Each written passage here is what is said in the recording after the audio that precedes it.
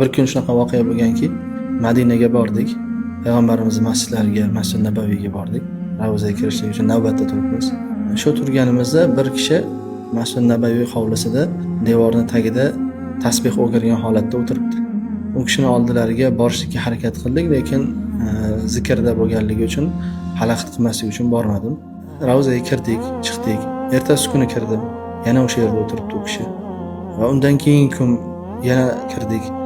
U kishi hali ham masjid hovlisida, ya'ni ravzaga ham kirishgani yo'q, masjid ichiga ham kirishgani yo'q. Hayron bo'ldim.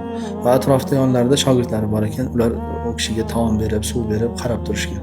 So'ngra ularning oldiga bordimda so'radim, shayx nimaga kirishmayapti masjidga yoki ravzaga? Ular shunaqa deyishdiki, shayx shunday qilishadiki, payg'ambarimizga har kuni salovat aytishadi.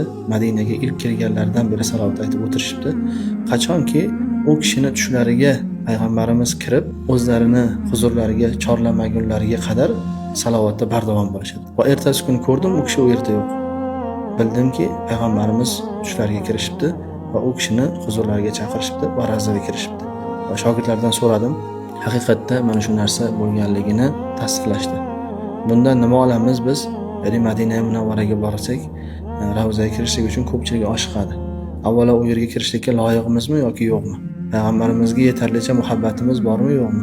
Payg'ambarimizning sunnatlariga yetarlicha amal qila olyapmizmi yoki yo'qmi? Va u zotning huzurlariga borishga biz o'zi asli loyiqmizmi yoki yo'qmi degan narsani fikrladim. Mana shu meni ta'sirlantirdi juda.